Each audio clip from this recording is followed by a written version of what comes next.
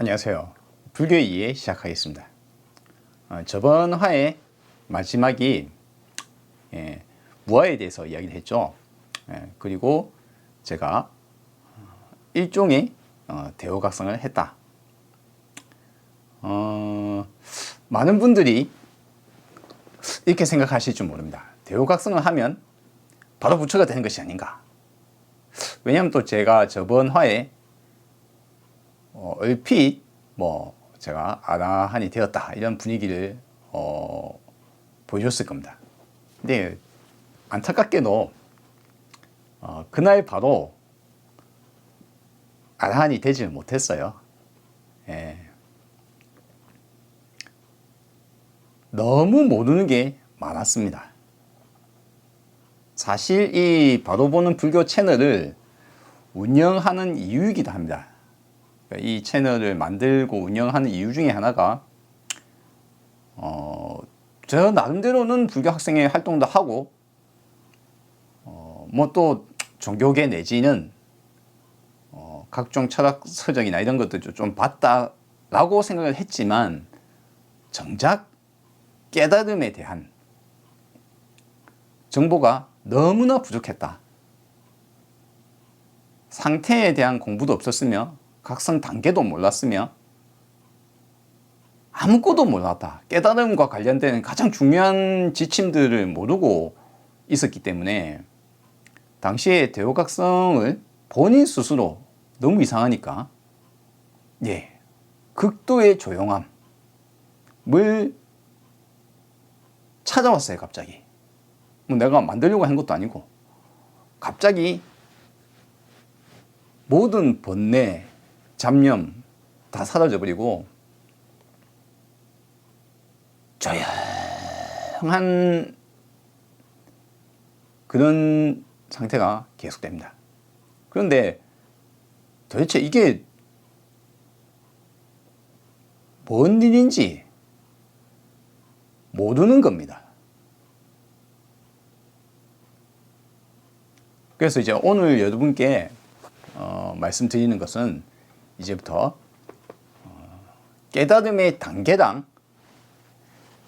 이런 것들을 이제 좀 이야기를 드릴 겁니다. 제가 몰랐던 사실, 제가 몰랐기 때문에 알았도선 치더라도 그 자리에서 바로는 안 됐을 거예요. 최종적인 단계들이 있습니다. 그래서 이제 불교에서는 깨달음의 단계를 부처님께서 일부 설하셨습니다. 이걸 보통 사향사과라고 이야기합니다. 사과를 사향을 빼고 사과만 이야기를 드리자면 네 가지 결과죠. 네 가지 결과인데 이걸 이제 네 단계 1단계가 예류과입니다. 이게 빨리어나 산스크리트 쪽으로도 언어가 있지만 저는 그냥 한자로 번역된 걸 그냥 쓰겠습니다. 그러니까 흐름에 들어섰다 라고 이야기합니다. 이제 깨달음의 길로 들어섰다. 깨달음의 흐름의 길에 들어섰다. 무슨 말이냐면 강물이 흐르고 있는데 그 바다로 도착한단 말이에요. 바다가 이제 완전한 깨달음의 세계예요. 근데 밖에서 보다가 강물에 풍덩 뛰어드는 거예요. 이제 이 사람은 깨달을 수밖에 없는 겁니다. 바다로 흘러갈 수밖에 없는 흐름에 몸을 맡긴 거예요. 드디어. 이게 이제 1단계 각성자입니다. 예류과라고 합니다. 흐름에 몸을 맡긴 자. 처음에 이제 흐름에 발을 들인 자. 1단계 각성은 굉장히 불교에서 중요합니다. 왜 그러냐면 이 1단계 각성은 몸으로 겪게 되거든요. 정신과 육체에 강력한 충격을 줍니다. 인생이 바뀌어버려요. 그 전과 후가 너무 큰 차이가 납니다. 이건 신비주의나 이런 게 아니에요. 그냥 정신적으로 많은 부분들이 그동안 이 사람이 잡고 있었던 어떤 무엇인가가 풀리면서 1차 각성에 들어갑니다. 그리고 나서 2단계를 부처님께서 이야기하시기를 일례라고 이야기합니다. 일례과. 한 번 왕복한다. 갔다 온다. 이걸 이제 많은 사람들이 윤회의 개념으로 이야기를 해요. 그래서 욕계로 한 번 떨어졌다 온다. 그러니까 이번 생에는 못 깨달아도 다음 생에 욕계로 한 번 떨어졌다가 그 다음 생에 부처가 된다. 뭐 이런 내용입니다. 근데 그 내용이 아니고 저는 이제 이야기를 하자면 욕망의 세상을 저는 보통 이걸 표현하기를 밝아졌다, 어두워졌다. 이제 어두워져 있는 것이 욕계에 떨어져 있는 거고요. 밝아져 있는 것이 욕계에서 잠시 벗어나 있는 상태입니다. 저는 이게 평생을 1차 각성 이후에 각성 이후에 대략 한 6개월에서 1년 가까이 긴 기간 동안, 정말 긴 기간 동안 대단히 밝게 살았습니다. 밝다가 95년도부터 다시 어두워졌어요. 근데 저는 이걸 이제 욕계에 떨어졌다고 생각합니다. 욕계에 떨어졌다가 또 있다가 또 뭔가의 어떤 깨달음을 얻습니다. 그리고 다시 밝아져요. 욕계에 떠나요. 밝아져서 아주 편하게 또 살다가 다시 또 욕계로 떨어집니다.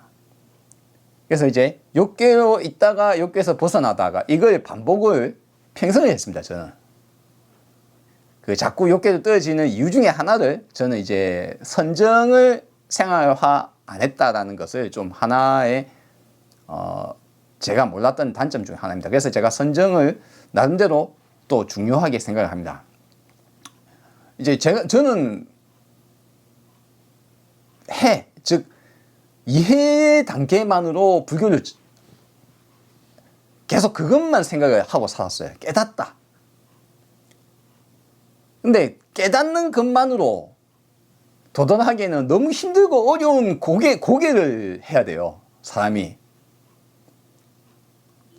제가 지금 최종적으로 제가 일종의 대우각성을 했다라고 표현을 했지만 그 단계도 잘 보시면 아주 우연찮게도 아버지의 죽음과 그로 인해서 마음속에 뭔가 막 현재 집착이 되는 것들 허탈하게 다 내려놓은 상태,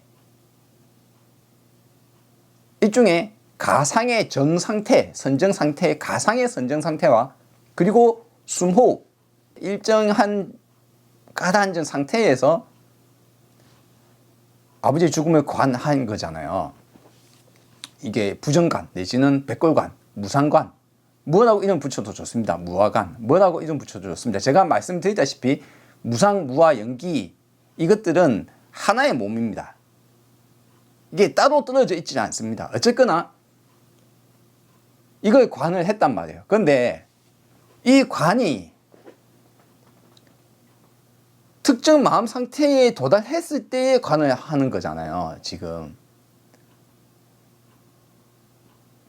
이 마음 상태를 도달을 이 상태가 욕계를 벗어나 있는 상태거든요. 잠시라도 여기에 들어가는 것이 선정입니다. 그러니까 여러분은 우연찮게 그런 기회가 닿았을 때에 되는 것도 좋지만 평소에 우리가 선정을 통해서 마음 상태를 이 정에 가깝게 두는 것을 계속 익숙하게 익혀야 한다. 저는 그걸 모르고 살았어요. 수행 방법은 알았지만 그리고 한때 수행하려고 했지만 실질적으로 이 선정에 드는 것을 일상적인 수행으로 삼지 않고 살았단 말입니다. 그러다 보니까 욕계에서 잠시 벗어났던 치더라도 이것이 오래 지속이 안 되는 거예요. 1차 각성을 했을 때 당시 94년도에 제가 한참 젊었을 때 21살 당시에 그때는 그 1차 각성 치고는 깨달음에 나름대로의 이게 있었기 때문에 꽤 오래 갔지만 그 이후로 다시 욕계로 떨어지는, 즉 뭔가 정신사납고 번뇌에 빠져있고 막 혼란스럽고 하는 속에 빠져 있는 것이 쭉 가다가 내가 지금 왜 이렇지? 내가 왜 이랬을까? 뭔가로 또 깨닫고 해서 다시 또 밝아집니다. 밝아진 것이 길어야 한 두세 달 가다가 다시 또 어두워져요. 왜 어두워졌느냐 이거죠. 이걸 더 길게 갈 수 있었단 말입니다. 욕계에 빠지지 않는 밝아진 상태. 이 선정이 필요했다. 첫째, 제가 그래서 이제 선정을 중요시 여깁니다. 두 번째는 심지어는 그때 94년도부터 시작해서 불교 공부를 다 했음에도 불구하고 제가 지금 있는 깨달음의 단계가 어느 단계인지조차도 모르고 살았어요.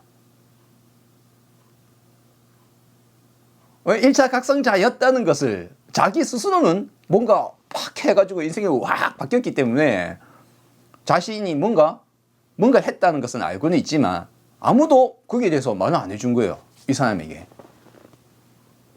그 다음 길도 알려주지 않고 저희 아버지조차도 심지어는 저희 아버지조차도 질문만 던졌지 네가 어떤 단계며 그리고 어떻게 수행을 하면 더 욕계에 안 떨어지는지. 왜냐하면 자기 자신도 욕계에 떨어졌다.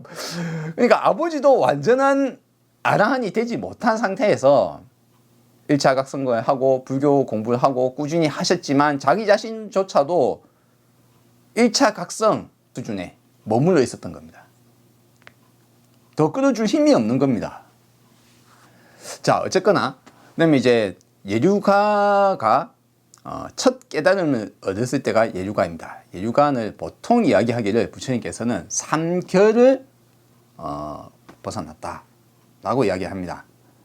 어쨌거나 일종의 집착을 벗어난 상태 라고 보시면 되겠습니다. 그러니까 이게 완전히 모든 집착을 다 버린 것이 아닌데 한번 겪은 겁니다. 이것을. 이게 이제 예류가예요. 그리고 이 상태에 들어서면 우리들은 무엇을 겪느냐? 아주 중요한 문제가 있습니다. 바로 제가 처음에 배운 것이 이제 무상을 통해서 무상함에 대해서 그리고 그 무상함에 저항하려는 나만의 욕구, 집착 그것을 발견하고 그래서 고통스럽다는 것을 이해를 하고 그 이해를 통해서 고통에서 벗어났어요. 잠시. 약 6개월에서 1년간 벗어나 있었던 6개에서 떠나 있었던 시간이었습니다. 그럼 그 시간 동안 그것의 계기가 뭡니까? 이해죠. 정녕 내가 이것 때문에 고통스럽구나. 알게 되니까 최소한 내가 알게 된 그 사실에 대해서는 이제 집착을 안 하게 됩니다. 재밌어요. 정확하게 본 사실 그 자체는 그 다음부터는 집착을 하려고 해도 안 돼요. 사람은 완전한 이해를 하게 되면 내가 완전한 이해를 한 그 사실에 대해서만큼은 더 이상 그거를 다시 집착을 할 수가 없게 되어 있습니다. 사람은. 어쨌거나 그와 같은 이해를 함으로써 벌어지는 것이 뭐냐. 이것을 이해하는 것을 제가 표현을 하자면 지혜를 통한 해탈이라고 제가 표현을 합니다. 그러니까 여러분들은 다른 곳에서 가시면 이 지혜로 인한 해탈의 경우는 최종적인 깨달음에 들었을 때를 표현합니다. 그러니까 최종적인 부처, 대우각성 이걸 해탈이라고 표현을 합니다. 근데 저는 이 단어를 끌어내리겠습니다. 여러분이 1차 각성에 들어갈 수 있는 깨달음, 아주 작은 깨달음일지라도 내가 왜 그걸로 집착했지? 알고 나니까 갑자기 인생이 바뀌었단 말이에요. 그 바뀐 것은 해탈입니다. 무슨 해탈? 해탈입니다. 지혜의 눈이 떼어져서 이해를 함으로 인해서 내가 왜 고통스러웠는지 이해를 함으로 인해서 나의 삶의 변화가 생기는 것, 그것을 해탈이라고 저는 표현을 하겠습니다. 그 해탈이 벌어지면, 이해가 벌어지면 우리는 또 하나 벌어지는 게 있습니다. 심해탈이 벌어집니다. 불교에서는 이 심해탈과 해탈, 이 두 가지를 초기 불교 경전에서 이제 자주 몇 번 언급이 됩니다. 심해탈이 무엇이냐? 심해탈은 내가 번뇌의 정신적 고통에 빠져 있는데 여기에서 잠시 떨어지는 거예요. 번뇌에 빠져 있다가 거기서 탁 벗어나는 순간 이 사람은 마치 마음의 감옥에서 벗어난 것 같은 느낌이 들어요. 제가 저번 화에서도 그렇게 이야기를 좀 했는가 모르겠는데 극도로 조용한 시간이 도래하면 사실 마음이 사라진 것 같은 느낌까지 듭니다. 어쨌거나 심해탈을 겪게 되면 처음에 1차 각성 심해탈을 하게 되면 마음이 굉장히 편안하고 은은하게 기쁨이 가슴에 쫙 아주 행복합니다. 이게 겹쳐져 있어요. 몇 가지가. 이거는 사선정이라는 선정의 4단계 중에 들어가 있는 발견의 기쁨과 은은한 기쁨, 수카, 피티 이 두 가지가 평소에 해해탈을 통해서 1차 각성자가 되면 예류가에 들어서면 이 사람은 평소의 생활이 마치 1차 선정에 들어가 있는 것과 유사한 마음 상태로 계속 살게 됩니다. 심해탈이 벌어져 있는 거예요. 마음이 번뇌의 속박에서 벗어나 있는 겁니다. 너무나 편안하고 행복합니다. 그 순간들이. 그래서 사실 제가 이렇게 이야기를 드리고 있는데 1차 각성자만으로도 거의 뭐 여러분이 생각하시기에는 뭐 그런 게 다 있어 라고 생각이 들 수도 있습니다. 그걸 안 겪어보신 분들은. 근데 1차 각성자가 그래서 조금 한편으로는 위험하기도 합니다. 1차 각성을 겪은 사람들은 마치 자신이 완전히 부처가 됐거나 또는 내가 예수가 되었다고 하거나 뭔가 신비주의 경험을 했다고 막 난리를 부리는 경우가 있습니다.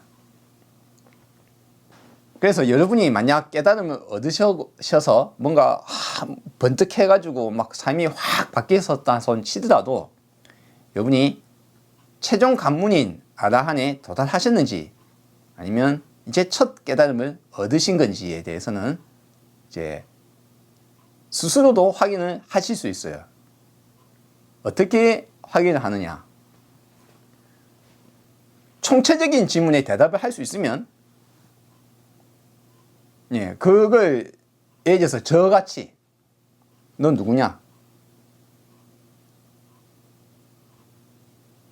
자신에게 그 의문이 완전히 사라지지 않은 상황에서는 나의 집착의 불이 완전히 꺼지지 않은 상태. 그 상태는 일단 심해탈이 벌어져 있는 1차 각성자일 뿐이지 완전히 깨친 자가 아닙니다. 그래서 완전히 깨치지 않은 자가 조심해야 될 바가 있습니다. 이 사람들이 가끔 가다가 주변을 대단히 괴롭힐 가능성이 있어요. 속인 중에 깨달음을 얻었다고 착각을 하고 자기가 부처입네, 예수입네 하고 막 주변 사람들 괴롭히거나 특히 가족에 대해서 무엇을 강요하거나 뭐 이런 경우가 있습니다. 제가 말씀을 드리자면 아라한, 부처는 깨닫고 나서도 주변을 전혀 괴롭히지 않습니다. 강요를 단 1도 안 해요.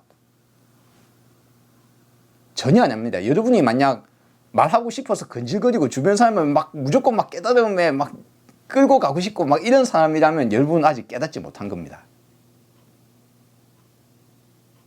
깨달음의 길은 결코 다른 사람을 끌고 갈 수가 없습니다. 본인이 하려고 하는 삶이 아닌 이상 절대 다른 사람을 깨달음의 길로 끌고 갈 수가 없습니다. 주변 사람들로 하여금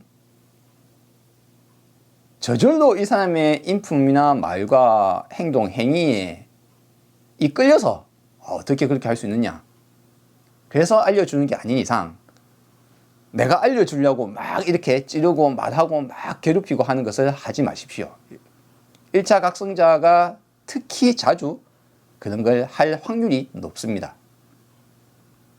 오늘도 시간이 좀 됐네요. 네, 1차 각성에 대해서 제가 이제 먼저 말씀을 드렸습니다. 오늘 내용은 아직 정리가 좀 안 됐는데 심해탈, 해해탈에 대해서도 일부 말씀드렸죠. 다음 화에서도 이어서 이제 이 깨달음의 단계와 마음의 변화 등에 대해서 같이 이야기를 좀 꾸준히 해 나가도록 하겠습니다. 또 다음에 뵙겠습니다.